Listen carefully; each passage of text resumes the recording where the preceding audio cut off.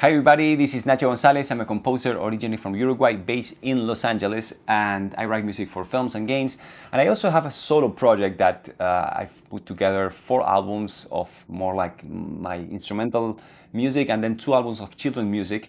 And today my debut album, which is Illegal Groups, is turning 9 years old. So I decided to put together some highlights of that album. In this album I was lucky to work with over 70 musicians. It took me 5 years to write this music and to put together all the production and to connect all the dots to make it happen. It was a massive, massive effort that was only possible because of the generosity of these incredible musicians. And today I'm gonna share with you some highlights of this album. You can listen to it in Spotify and all the platforms. And hopefully you get to know this music. If you haven't listened to the album yet, you can stream it right now. And if you already know the music, maybe you don't know some of the stories that I'm gonna tell you. So let's go and listen to this. I have here my headphones. And let's start with Beating Oranges. Beating Oranges is a piece that features John Patitucci on bass and Hugo Fattoruso on synthesizers and George Garzone, 3 unbelievable musicians. And let me say something about Hugo. They are musicians that are great, and they are geniuses.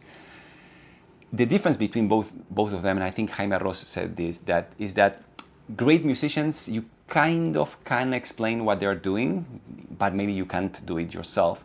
But geniuses, they are doing something that you can't really fully explain what they're doing. And this is Hugo Fattoruso. I met him when I was working as a journalist. I worked for many years doing literature reviews. And I remember I always wanted to meet him and ask him questions. At that time, I've listened to most of pretty much all his albums. And I wanted to find an excuse to interview him. But my column was about literature, so I pitched the idea of going to a concert and doing a review of the concert. The editor was not very, very convinced about that. I managed to convince him, and then because of that, I interviewed Hugo, and that was my first connection with him. After that, a couple of years later, we kept in touch, and I invited him to record in this album. I don't think he knew I was a musician when I interviewed him for the first time, but then when I sent him the music, he was very happy to participate, and I'm forever grateful to Hugo. Let's listen to this, and let me tell you another story once we hear to the snippet. This is John Patitucci, Hugo,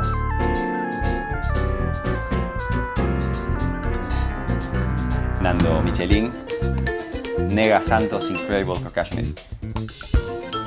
I look so tired. Juan Chiavassa.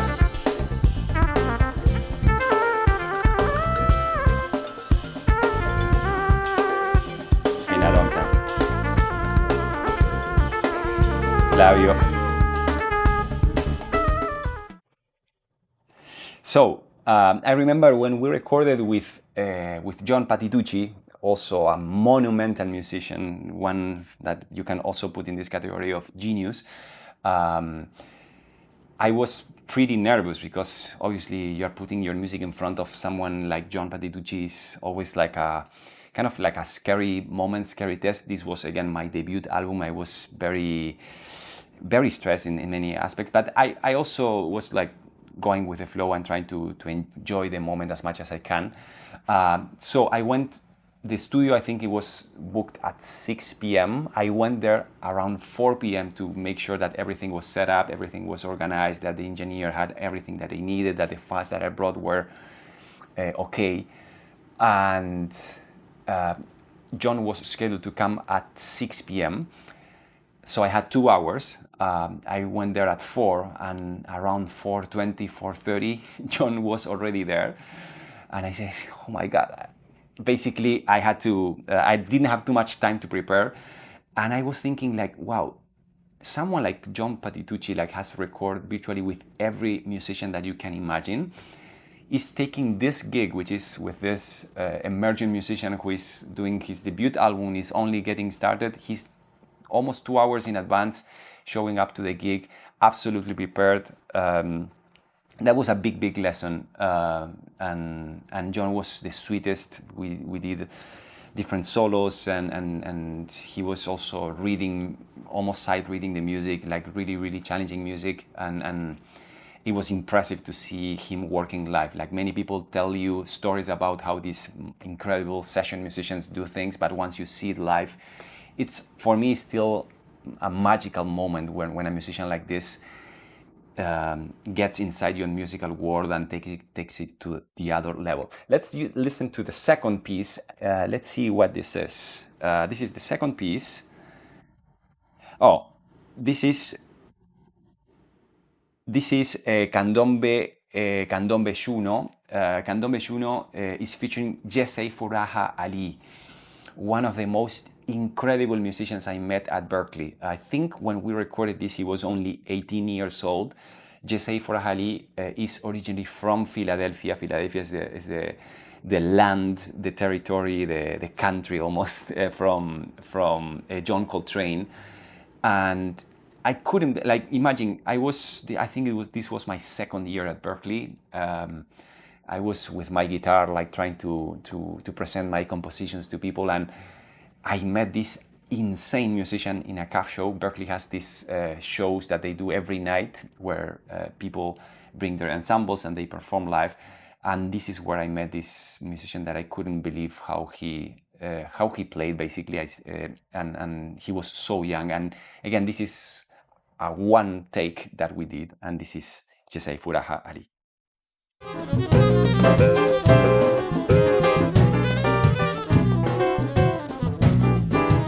Juan Chiavassa, Tomás La Torre, Nando. This is Darius Alois. Beautiful. So you can take a listen to this music. It's in Spotify, and there are videos of all of them, of all the tunes also in YouTube, so if you want to take a look. Let's hear the last piece. This is, I think this is Speeding Turtle, if I'm not wrong. And I already see here Orlando Retana, an insane drummer, also originally from Costa Rica. So let's take a listen to it. Oh, featuring. What is my speeding turtle? Okay, it's a very short part, but this is featuring Ruben Rada. You have to go listen. Rada is also a huge influence in my music. I think everyone who does music in Uruguay at some point dreams of collaborating with Rada. This was a long time dream for me. I've listened to every album from him since I was like 8 years old. And when I met him for the first time, was unbelievable, because I was recording actually in his studio with Martín Ibarburu, with Nacho Mateu, and con Gustavo Montemurro, and we were recording. I knew this was his studio, but I was not expecting him to come to the studio, and he showed up, and he's the sweetest person ever, incredibly generous, and then we became friends. I don't know if friends is the word, but I was like, this is my idol, and he's here listening while we're recording this music. So it was years later, I invited him to recording this album, and he generously joined it, and it was also an amazing experience. Let's listen to the last snippet, and this is George Garzone, another monumental musician.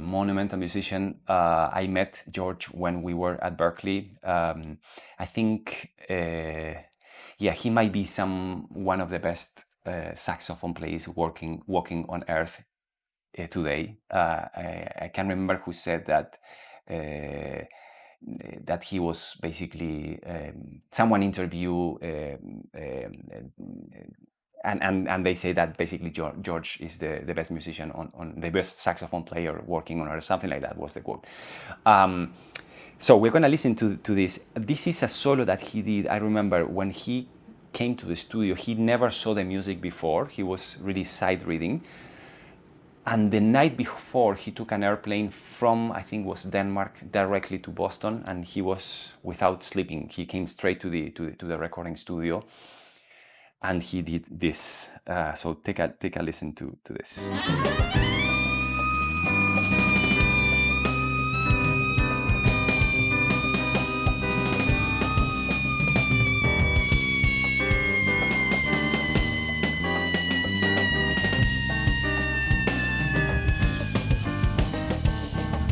Insane. He did, instead of playing 1 million notes like many virtuosic musicians, and he can do that, but he decided to play only one note. And for me, I remember when we were in the studio, and you can see in our faces the time suspended for a moment.